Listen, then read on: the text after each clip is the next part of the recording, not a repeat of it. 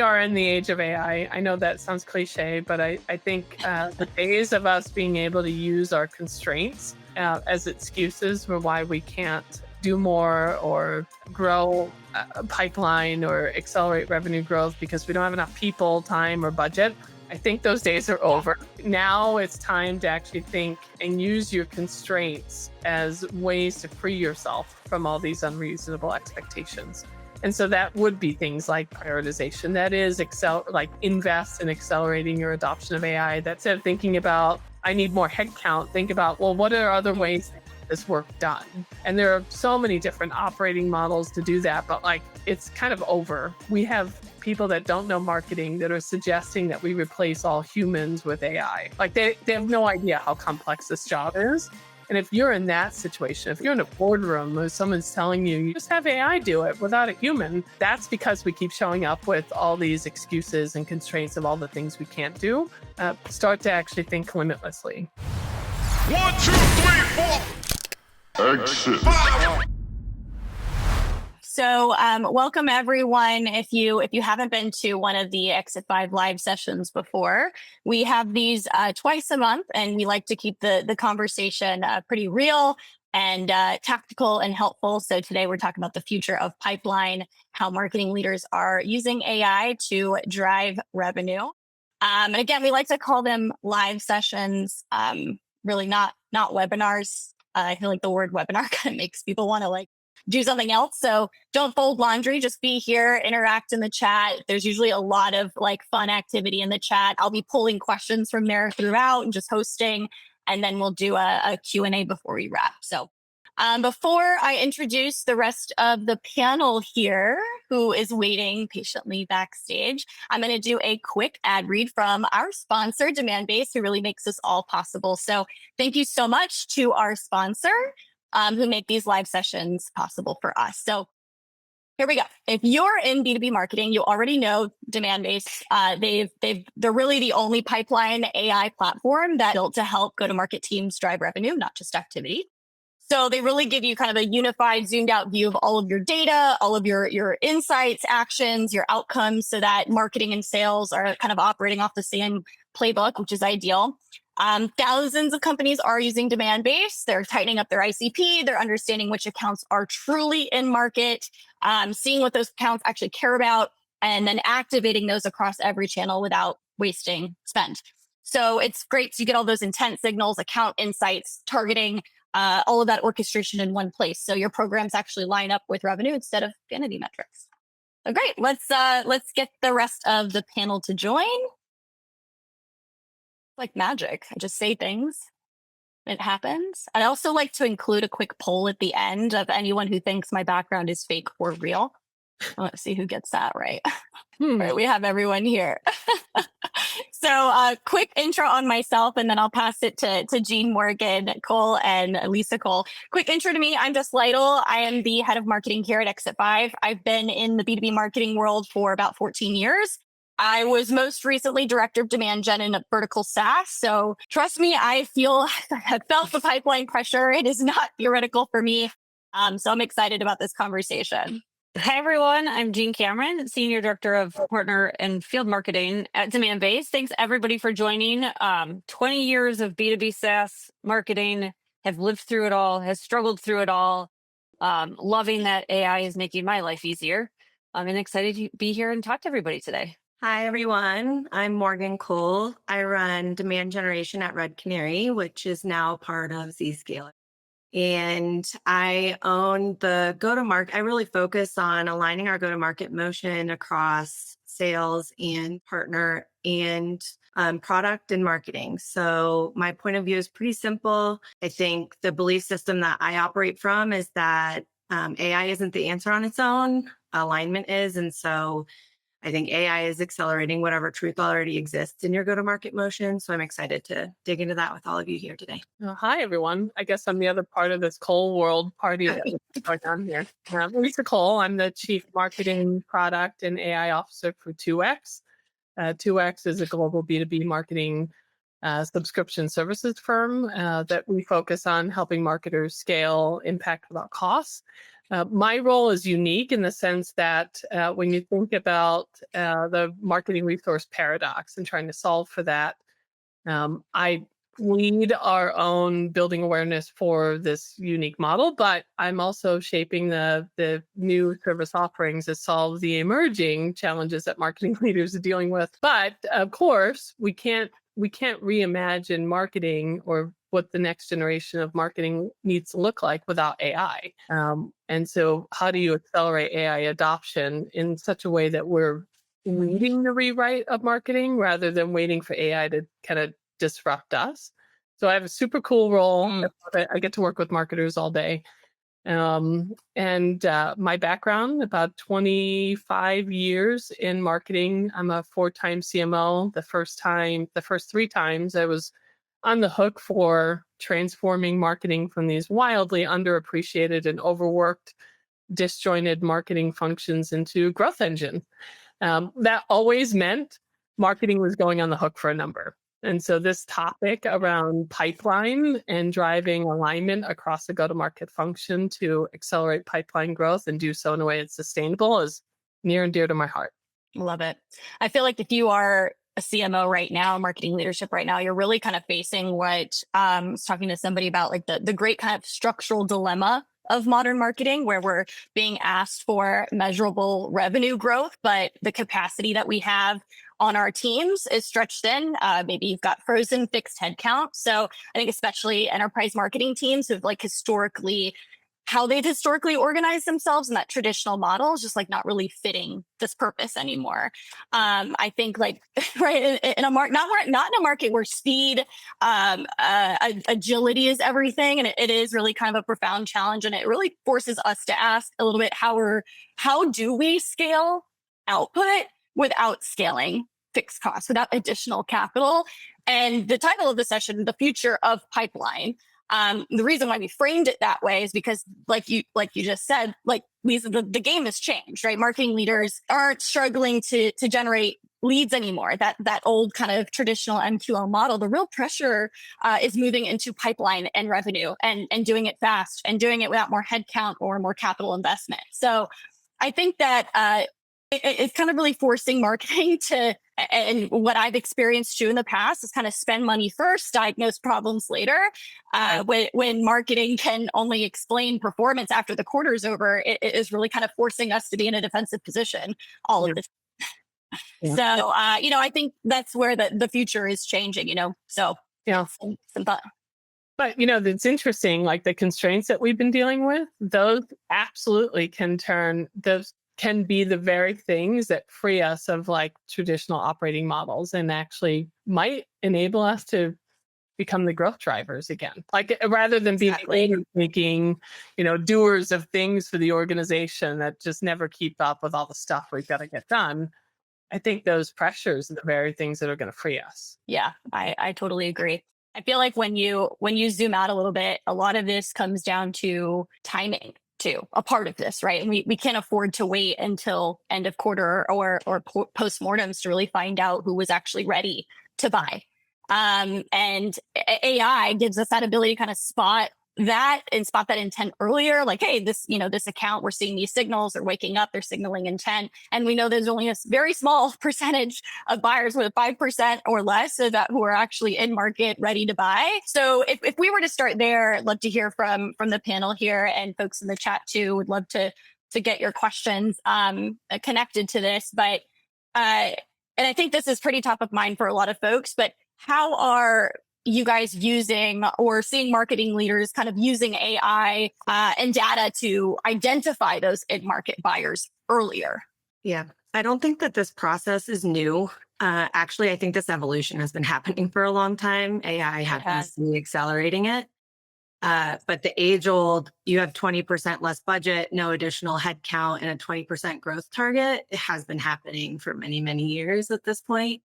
And so when you're a leader that has an organization that you want to motivate, that's not an easy thing to do behind that, especially knowing that you have that line of diminishing return on their output. So I think AI has come in to help. And again, back to the alignment piece, the first place that I think you have the greatest impact is to actually find alignment with your go-to-market team on your ICP and accounts. And this is tried and true, and it works. I promise you, if you can find the right accounts that convert at a higher rate, that convert faster through your funnel based on intelligence and signals, there are platforms and tools out there that can help you do this. So if you need help identifying your ICP, especially a dynamic one, if your product changes quickly, ours doesn't. So it's pretty stagnant. We're okay to leave our ICP alone for a while. But having that dynamic feature and then aligning your go-to-market team behind it is maybe one of the single best cases to drive the needle. And here's the magic of it. If you can get alignment with your team, with your sales leaders, your marketing leaders, and your product leaders behind a finite list of accounts, we target all of our marketing spend, all of our sales attention to those accounts, and we use our product to underpin what problems we're solving there. That vastly changes the game in your ROI and how you can get that return. So that would be where I would start. If we're giving very distinct examples of how we're utilizing it today from our perspective. I'd love to piggyback on that. So you hit on the problems piece. We look for 3 layers of signal, but the very first layer is around some sort of business change or catalyst or problem that would likely drive an organization or a team to actually start looking for a solution, a problem to solve. And so for us at 2X, that looks like new leadership changes. It could be strategy announcements, strategy shifts, an acquisition that somebody makes, invests in, a product launch, like anything that would prompt a purchasing, like I need to find solve a problem. The second, and this is where tools like Demandbase and 6 Sense and others, that's where the AI-driven intent comes in. At least it helps us like find out, well, which 5% is actually in the market searching for solutions, and what are they searching for solutions around? Like, what are the themes that they're searching for? And then, and this is one thing we really kind of had to figure out was, all right, we've got business change, and you can use AI to track major changes like that would prompt a need. The second, you've got platforms that can do this intent. But the third is our own first party behavior, right? The stuff that we used to call MQLs, like the clicking, what content are they consuming? How are they engaging with us in events like this or in communities? Or, like, how do you take those 3? And what we have figured out is that when you've got those 3 together, that's our version of in-market alert, where we likely would have a greater chance of winning. So it's not just any signals. It's like the presence of all 3. If you've got those 3, double down on that, and that's likely going to get you to them before they pick their preferred vendor. Mm-hmm. So are you seeing teams kind of acting on those early signals and that AI is surfacing kind of before a buyer even kind of comes in, declares themselves as high intent? Like before they come inbound, essentially. If you get those 3 types of signals together related to an account, you can then make a decision on whether it's marketing is engaging in a more meaningful way, an SDR, an AI SDR, or even your field sales. But like you're looking for the almost like the alignment of those 3 layers of signals is an indication of you need to act on this. So this is kind of like the 3 signals work together, almost like the old way we used to think about MQLs. When's the time to have a human or someone engage in a meaningful way? And as an example, sorry, go ahead. I was going to say, I'll kind of chime in with, I get to be spoiled because at Demandbase, we obviously have the tool that does it. So I get to talk to our customers and prospects all the time around like what you could be doing or what you are doing. So not just detecting like declared intent, because we've been that was kind of 10 years ago, saying like, oh, they are a company of this size in this industry with your firmographic, your technographic data. That's going to be likely to buy because that's what our customers look like. But now we get to measure behavioral data and emerging intent by seeing like product usage. We get to see competitive intent. We get to see engagement in your emails, your ads, your content. Obviously first party with your website, third party activity. Go a level deeper where we, especially with our customers, talk about the buying group activity and buying group engagement, because that's one of the biggest things is one person can click and be in your like looking at your ads and consuming your content. But if you've got 3 or more people from the same company doing that, that's like massive engagement and a massive signal of like they're likely to buy, they're looking at something.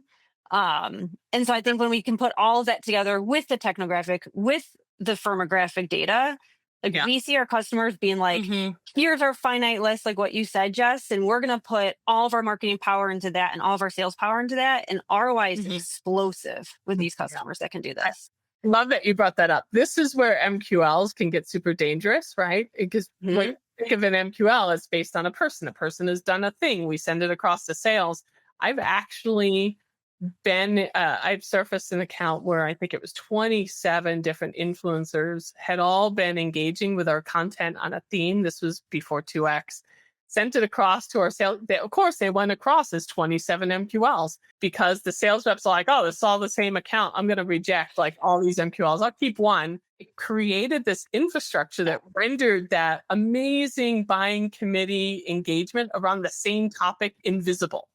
And it was like disqualified. You're like, wait, this should have been the thing that you doubled down on. 27 people all on a similar topic from the same account. That's gold. Like that. Yes. Yeah. It's that signal. MQL model made it like Yeah. bad. It was crazy dynamics. But yeah. Yeah.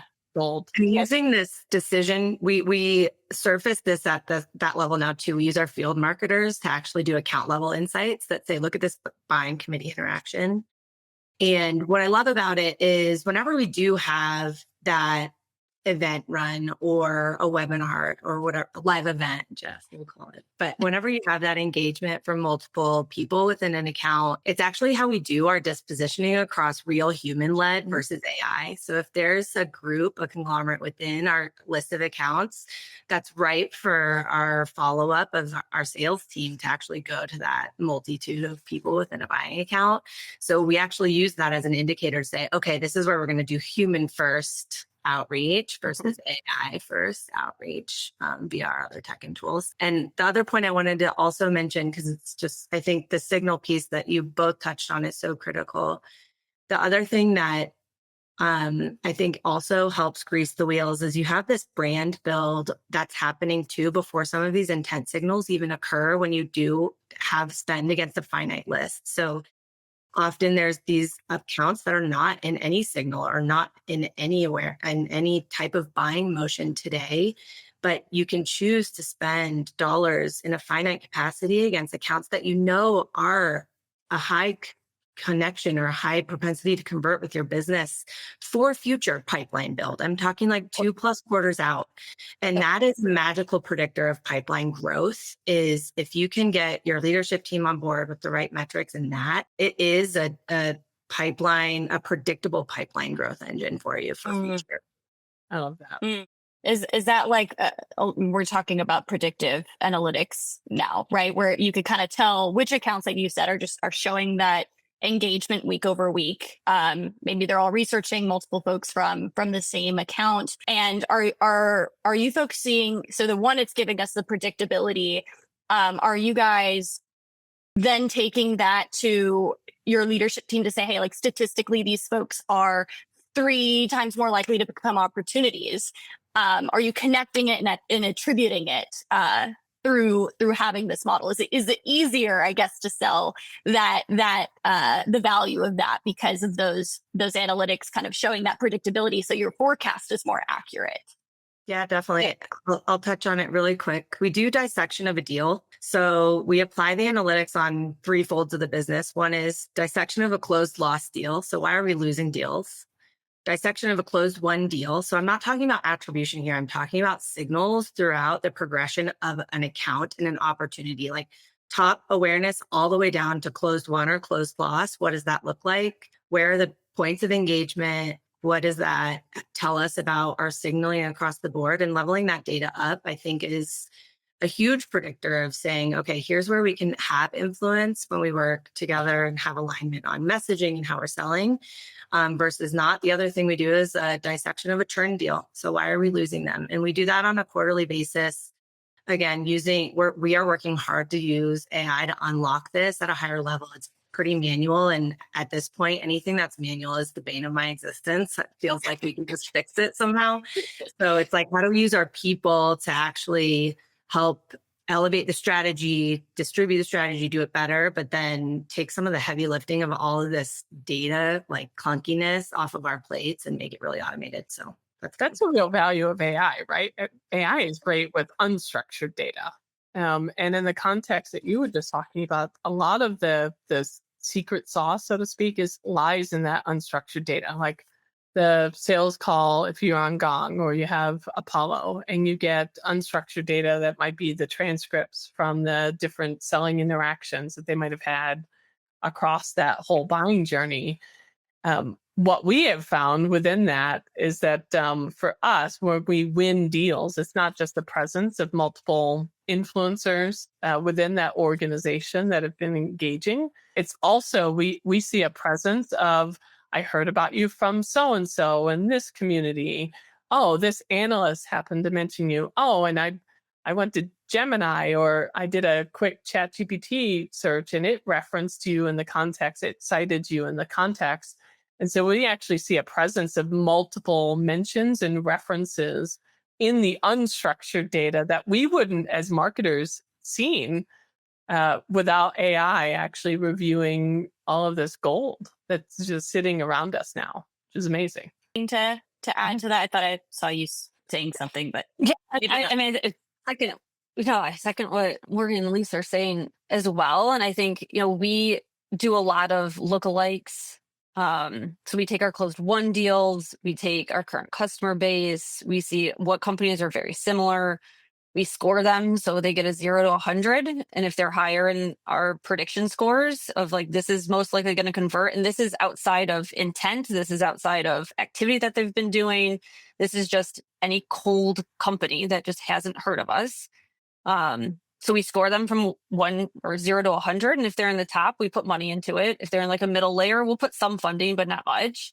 And they're a lower level, we just don't really care because they don't look like anything that's going to buy. And so we do try to go after cold accounts for future pipeline. Could be 9 months from now, it could be 12 months from now, but they're going to eventually become a customer because we've built a model where it can predict who's most likely going to buy us. Are there specific signals, and we might have touched on this, but I just want to highlight it again, like anything specific, like signals or behaviors that have turned out to be the most effective for predicting, like that you're seeing? Oh, that's a good question. I mean, a big one is competitive intelligence, right? So if they're going to searching like a G2, or they're looking at like comparison pages, you're just like, okay, some major intent to purchase, but you may not know about us, you may know about our competitors. And so that's a brand issue that we may have. And so how do we get out to those groups of folks? So we've got an entire orchestration and automation for anyone that falls into that category. So I think for us, it's, a big thing is looking at our competitors and what they're doing. Yeah. And for us, it's the combination of you see alignment between those 3 different types of signals. For sure. It's almost like it gives you what is the context for their search. And it also likely surfaces whatever mandate that committee is that's doing the searching. It's likely surfacing that too, as well. So some of the things you might use to shape your ICP and identify those accounts, the lookalike accounts. For us, it oftentimes, is the presence of some of those mandates. You'd see companies that experience certain performance or pressure points, or they're at a certain size, ready to scale up to the next level. And you'd see that in that data too as a predictor. But it's the presence that's for us. Yeah. I'm sure once you kind of bring that the tools and that predictive analytics into the mix, you start to kind of see also that not all of the engagement is important to look at. It's not created equally, right? The AI can probably sift through thousands of journeys and kind of start to identify the exact pattern of behaviors that is really consistent, which kind of would give us those signals that really us as humans could not be able to detect like that quickly in real time. And I think that that's where really marketing starts to shift from being more reactive in our reporting and in our decision making to more proactive. because we're really focusing on the signals that matter. We can predict those, we could forecast more accurately, and then we could deploy our sales team or BDR teams or resources more strategically in real time versus trying to like readjust for the next quarter based on the learnings. You could kind of stop it in real time and make adjustments mid-quarter, make changes. Eloqua used to have this amazing book called Digital Body Language. Not sure if I think it's Digital Body Language. And it was training marketers how to look for these digital breadcrumbs. The challenge was there were so many of them that we only used them after something had happened as a way to justify our attribution. Like, oh, this, it just happened. We could go backwards and say, look, the presence of these digital breadcrumbs, this digital body language, that's why they bought from us, and it justifies all the spend. Now with AI, we can use it to be more predictive, and we can use it to direct where our investments are versus an after the fact confirmation like, oh yeah, I totally had that right. No, right. So That's absolutely. Yeah, which I think also, yep. Yeah, I think it also positions us better in our conversations with our CEOs and CFOs for budgeting and requesting capital and justifying that spend too, because we have like real clarity on and we're speaking their language, and then they understand that. So maybe it's not as hard to defend. Right. I think that's a huge unlock. I think that we're on the precipice of this. It's like pattern intelligence where we're not talking about pipeline generation tactics and channels anymore, but our ability to look at those breadcrumbs or the patterns across the life cycle and remove the latency of like, here's what impacted this in the future. It's more, how are we unlocking this today? How are we experimenting and failing faster? Like using AI to actually understand what's not working and then implementing that, I think is a huge element. And I don't know if you're feeling this too, Lisa and Jean, but I'm already seeing this collapse of tech and tools. Like now with the introduction of AI, there's so many tools that used to have independence in our tech stack. They served a very specific purpose, and all of them are starting to introduce some of the same things. So how are we consolidating that to get to intelligence faster is something that's hugely top of mind for me and my team right now. Well, one of the things that used to keep us from getting a real payback on our tech, right? So, I used to have tech stacks that rivaled the budget of my CIO in past lives, right? But what was kept us from actually realizing the full potential of that stuff was the swivel chair syndrome. Data as it moves from one tech to another, and being able to have that holistic picture to make smarter decisions rather than just justify our existence after. Well, AI in and of itself could be the glue between this technology, eliminating that swivel chair so we can get there faster. What that looks like in 3 to 5 years relates to the number of tech that we have in our tech stacks. I suspect we're not going to have fewer technologies. Anyone that's got multiple AI licenses for all their preferences know that that's not going to be true. But at the end of the day, I do see that consolidation, like much stronger glue in between if you smart about how you use it. So we might actually be able to get a payback on the stuff that we've been investing in now because of AI. Yeah, I was talking about this in the newsletter literally this week, where there's really no department quite like marketing, quite like ours, where we're using so many tech tools on a daily basis and also just like learning new ones and new AIs every day. It is really it's impressive. I've got some good questions here too in the chat. I want to kind of weave in the ones that are relevant to the topic we're on right now. There's so many good ones.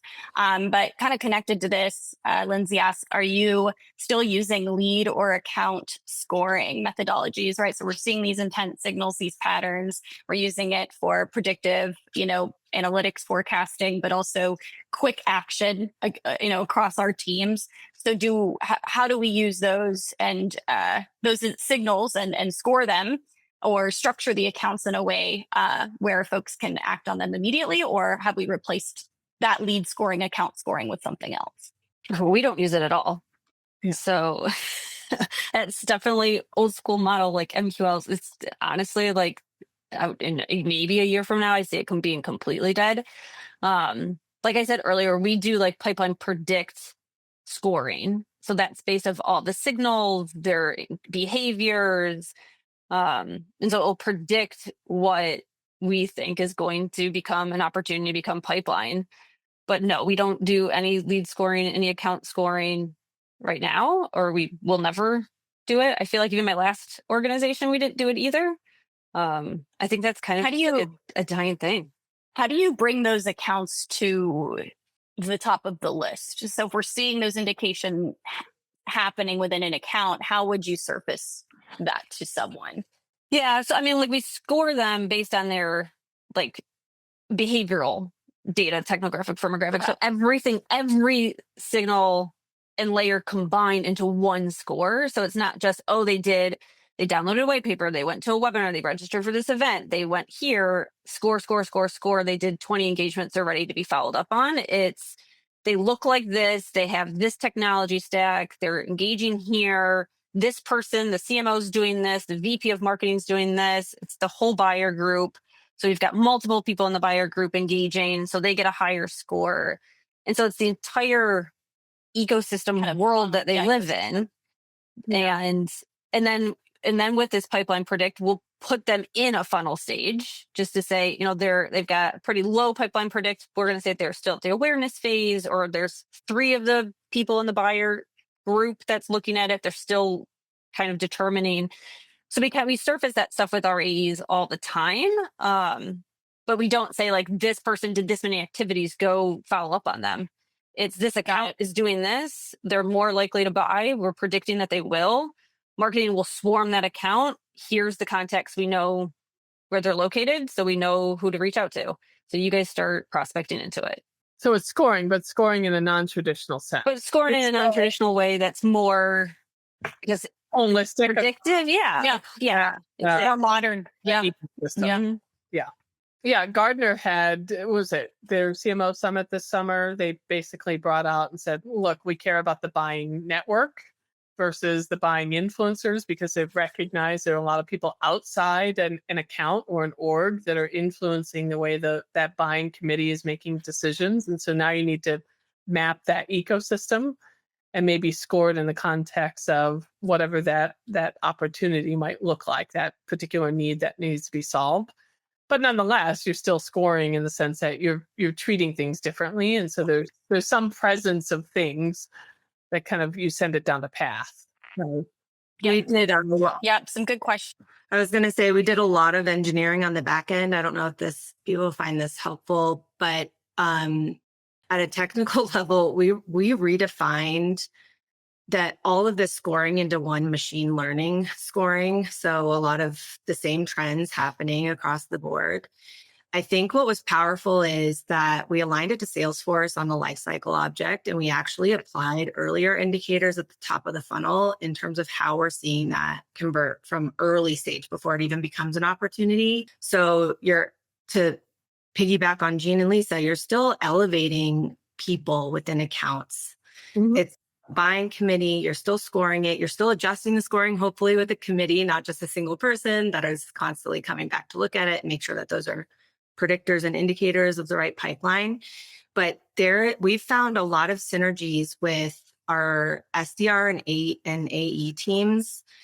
A lot of what we were hearing in the day and life of MQLs was, there's never enough, we need more. What are you guys doing over there? And the alignment of this one view of high top of funnel, what we call before opportunity stage, did for us was say, oh, wow, there's a lot of activity happening. And then what it's doing is it's actually consolidating the behavior scoring, that activity, also the buying committee and the account activity into one score. And we can actually see, okay, are these the right accounts because they're converting to working, meaning our SDRs are actually doing active outreach.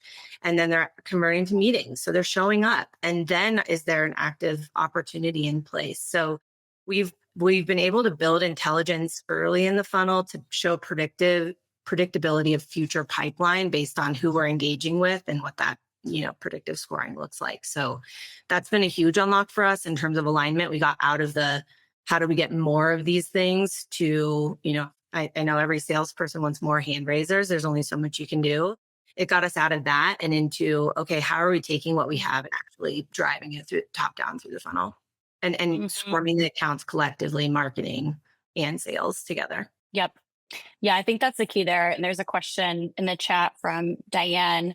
So Jess, when you say marketing will swarm that account showing intent, are there specific marketing tactics you're executing? And I'd love to hear also the panel's thoughts on this. But I think it also depends on your GTM and your motion. But I think there's a variety of ways that both, like you said, Morgan, marketing and sales are approaching these accounts. Obviously, there's your account base, your ABX account based experience where again, this is not for every organization, but where you're able to kind of target those high value accounts with like hyper personalization through a variety of ways. But then there's also that the simultaneous real time audience segmentation that's happening across 50 different micro segments with personalized messaging and all of those segments across 4 different channels like social and email and display. And that happening also in real time. Are you guys seeing like a marketing and sales kind of united approach in that way? I think we're aligned. Well, I don't know if you were directing that question at any one person, but marketing and sales knows it's harder to not only be visible at this point, but chosen. And so there is more willingness to work together to swarm accounts. What I think when I see the question of when you say marketing will swarm an account, are there specific marketing tactics that we're executing? I think the secret answer to that depends on your organization, but it comes down to 2 things. Are you visible or findable and chosen wherever your buyers' questions are being asked? And that should likely isolate what your tactics should be. So, for example, a CMO might be asking someone in an Exit 5 community for advice on who could help them solve a particular problem around account-based marketing. Are you visible and present? Are you adding value into that community? What if that same CMO loves ChatGPT and loves actually having conversations with GPT about how to solve this particular problem and would expect that you get cited there? Well, then you've got to actually have some sort of AI visibility strategy. Maybe they are old school and your audience believes that in-person events are more important than anything, and which events are. So you're going to have to make sure that you're findable and chosen wherever they're asking their questions. So it talks about AI answer engines. My response to that is you've got to be thinking about search everywhere, not search engines, not answer engines. And if you were thinking search everywhere, then the very next question is, well, who's answering your buyer's questions? And that's it. And from there, then it's a matter of, okay, well, what tactics will work for me in the context of those 2 things? For us, it is the presence of communities. It is the presence of PE firms and their value creation execs and the tech partners, right? Again, marketers love tech. And so are the tech partners that are in your tech stacks talking about us. And if we don't have those 3 things, we're likely not going to be visible before they, select their preferred list. So it's those things, Mm-hmm. Yeah.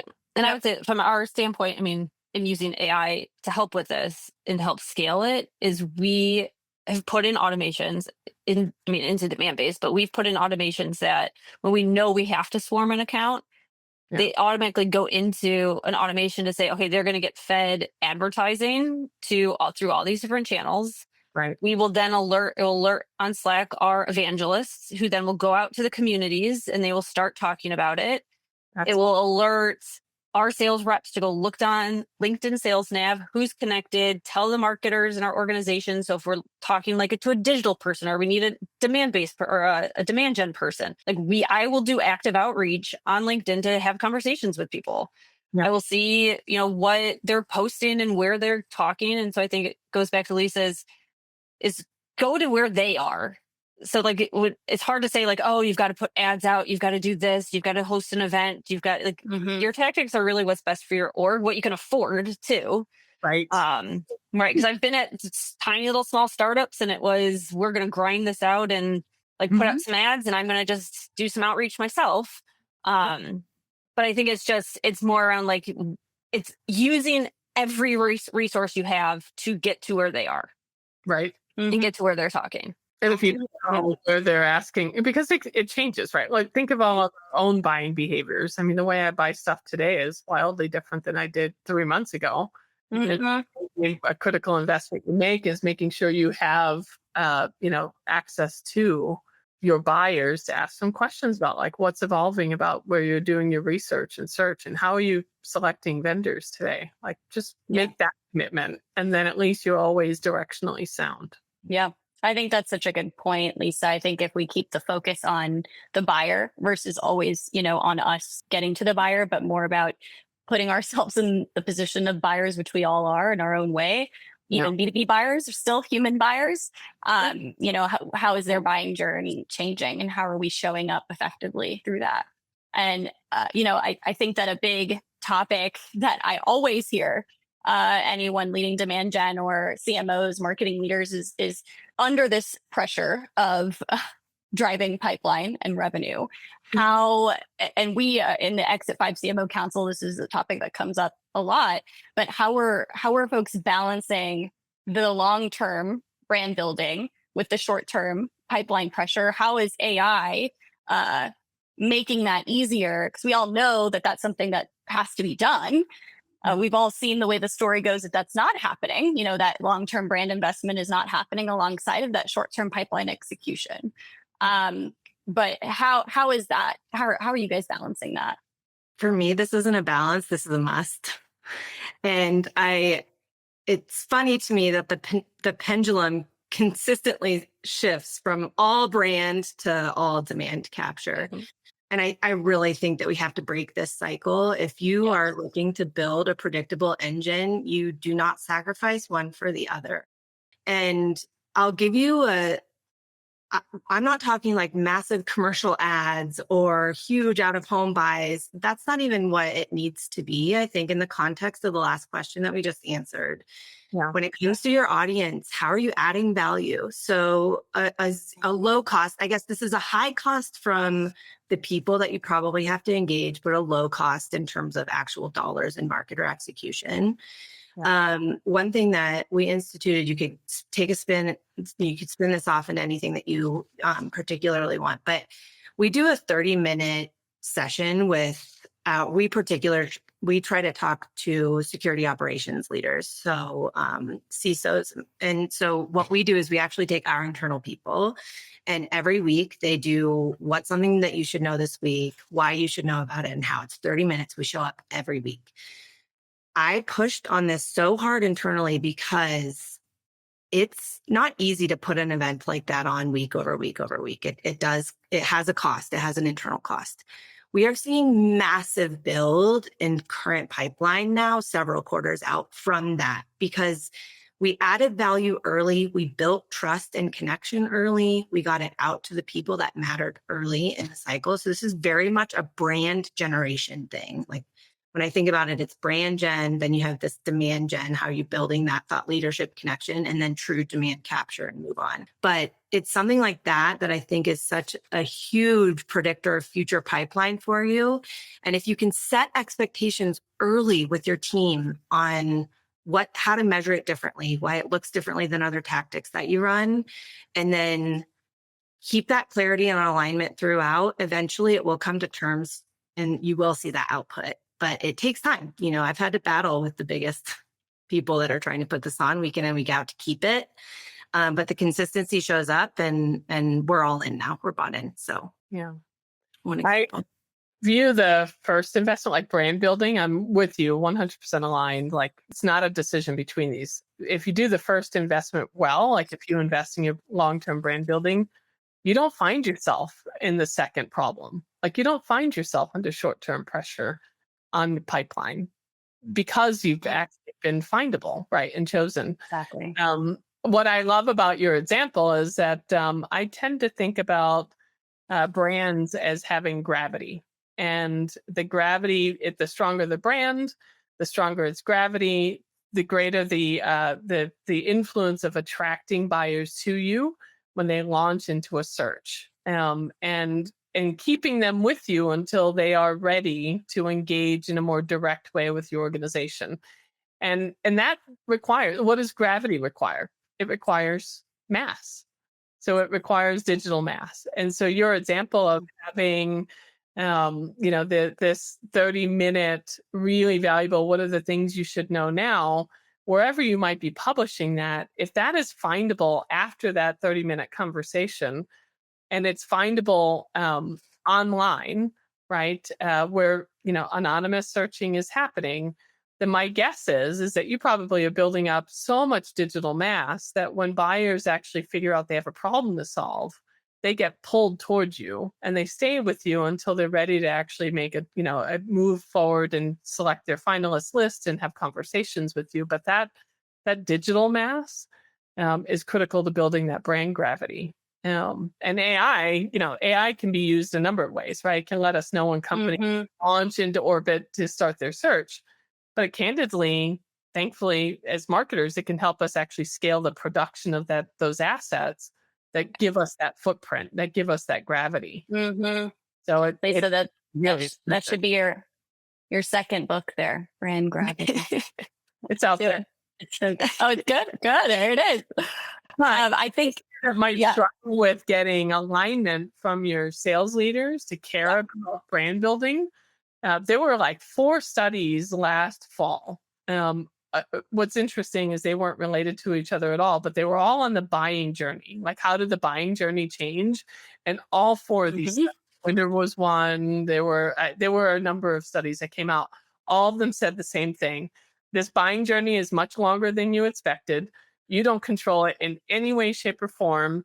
It requires nearly like 1,000 interactions with your brand. And they make a decision as to when they're going to reach out and talk to your sales rep. And they're only doing it after they've already selected their preferred vendors. And they likely already have a favorite. And guess what? 85% of the time, they buy from that favorite before and all sales job was to validate what they had found throughout that anonymous search. And like that, if you need, no sales rep thinks it's easy to sell today, but that any one of those 4 research reports, go out and get it, bring it and say, I need your help. We need to be findable and chosen before they reach out to talk to you. And I need to be able to protect some investments in my brand. So. Right. All the right conversations to be having. Are you using AI, or anyone on the panel using AI to help to better attribute brand, which has historically always been difficult to attribute, versus like demand capture channels, but using AI to better attribute what you can with brand to prove connection to revenue? Like, this person interacted with our content X times, this person engaged with Dave's LinkedIn post and did this thing, and now we're also creating predictive analytics connected to that. But is anyone using AI to help to prove that out? I don't know if to help to prove it out. Definitely using AI. So I guess a little background of me. I have historically worked at very small startups. So you had to have everything that I've ever done in marketing. Every tactic had to have a dual purpose. It had to have a brand part and it had to have a demand part, because I just couldn't afford it. I was by myself. I had $10,000 for the quarter, and that's what I got. So I think where I'm using AI, it's great. Demandbase has a brand, so we can escalate this even more, is helping to develop the content and the assets that you need in a scalable way to put that thought leadership, customer stories, customer videos, put all that out into the ether, and then being able to measure all of the interactions and engagement on it. But for me, from that standpoint, AI is just helping scale it massively. Yeah. Yep. And we're coming up already on time. So I want to make sure that we have time for Q&A. We've only got 10 minutes left. So I'm in the Q&A tab here, just kind of scrolling through to make sure that there isn't anything connected to these topics that we're on right now. There's one follow-up question in the chat. Follow-up question: what channel are you using to deliver the things that you should know now? Is it the partner community or end users? Morgan, how is that information delivered to potential buyers? What you need to know, why and how? Thanks, Julie. Great discussion. Appreciate that. Any thoughts on that? on those questions, team? Yeah, I think what I heard was, how are we distributing the weekly topics? So I heard that this notion from a friend of mine that we work with. She calls it the content turkey. And it's because you can carve it up. So you don't have to use like one meaty topic of content. You can literally just cut it up and use it across channels. So there's a few things that we use to do this. One is, again, to Lisa's point, how are we going to make ourselves more findable? So how do we take snippets of this and deliver it where our audience would want to find it? We actually get a huge number. I think it's up leveled a couple of things. One is it has indicated that our customers also hyper value this content. So when you talk about churn reduction, 50% of the people that show up week in, week out are current customers of ours. That was a huge unlock. So when we're talking about brand build, we're also talking about retention. The other thing was our internal people show up for this. They also want to know. And so we actually use this content and others to highlight things that might make our sales team more successful in their outreach when they're talking about adding value. Lisa was talking about curiosity. How do we come from a place of curiosity rather than solution selling? So we use a lot of that. Another engine that we have used, again, in tandem with our sales team, we call it Pipeline Wednesdays. Hyper creative, I know, but this is a huge, I believe that marketing is also a co-owner of enablement, because enablement is, yes, onboarding of sales teams, but it's also how are we helping them deliver the message that we're packaging and also making sure it is landing. It doesn't end with here's this campaign thing output. It's also, is it resonating? What does this look like? So we use that time to also distill the weekly insights that we have from that topical virtual event. We use that Wednesday with our sales team to say, here's what we're hearing. How can you use it in market and connect it to the signals that we were talking about at the beginning? So if you're expecting that your sales team is going to be able to go in and attach messaging to signals, they don't. So help them. Like, we literally show up every Wednesday and say, here's something that you can attach to these types of signals. Here's where they live. How can we help you? So that's been a huge unlock for us in terms of delivering that message to our sales team and working in partnership with them, not in silos and like throwing things out into the ether. I love all of that. One little AI, I wouldn't say hack, but one little AI tip here. I created a custom GPT, trained it on our positioning, our messaging, and all the signals, the 3 different types of signals that we track. And I have it, it's basically meant to be a sales enablement coach. If we've identified an account that, it's showing these presence of these signals, what would be an appropriate approach and messaging and offer strategy? And the offer is usually something of value, a no ask, something of value. It's hinting at our content library, basically. But I was struggling with sending across qualified accounts based on these signals. And they're like, well, what the hell do I do with that? So I created a custom GPT that could at least provide them with guidance on key messages and an outreach strategy for them. So, and it's pretty easy, right? It's just context and instructions that you can give to them. Yeah. Yep. I love this comment in the chat. Said absolutely must applaud the elbow grease to get the sales folks to tie messaging to signals.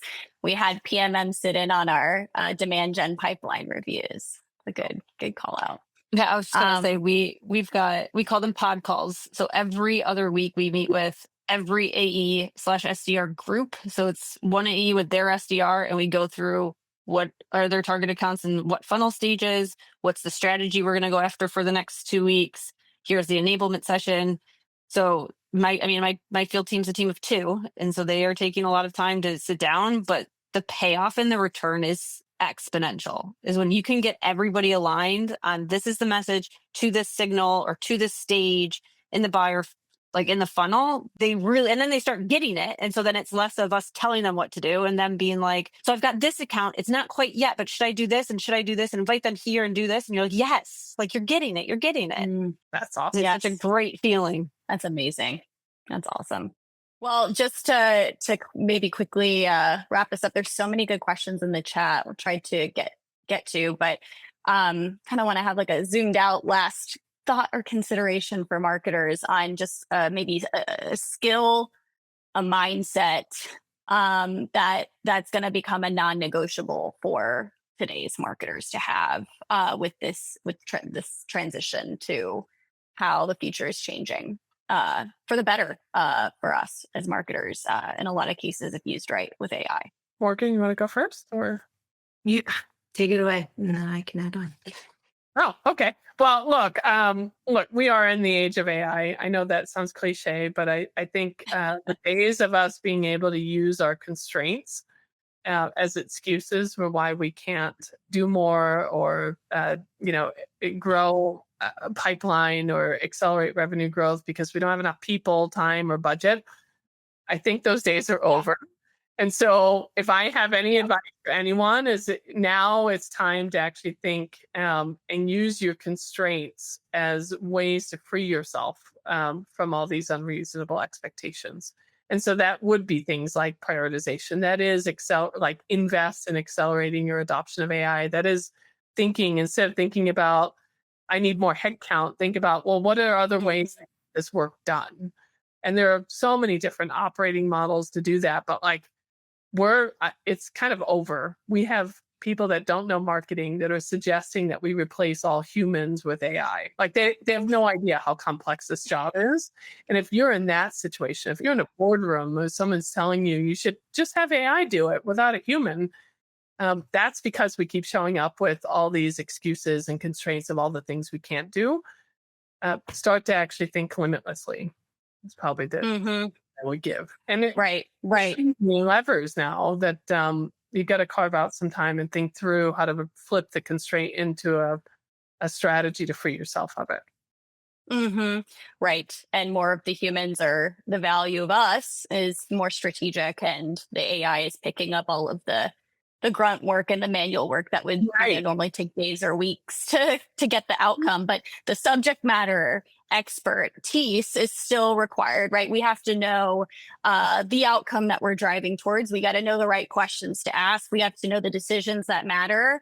And we have to know how to direct the AI to do that manual work to get us to those outcomes. But we don't have to be in the day-to-day of that grunt work anymore, which allows us to be more of the we're moving up on the chain of strategic focus, the human side of it. But I mean, if you get enjoyment from clicking the button 21 times to get out the right, days are kind of over.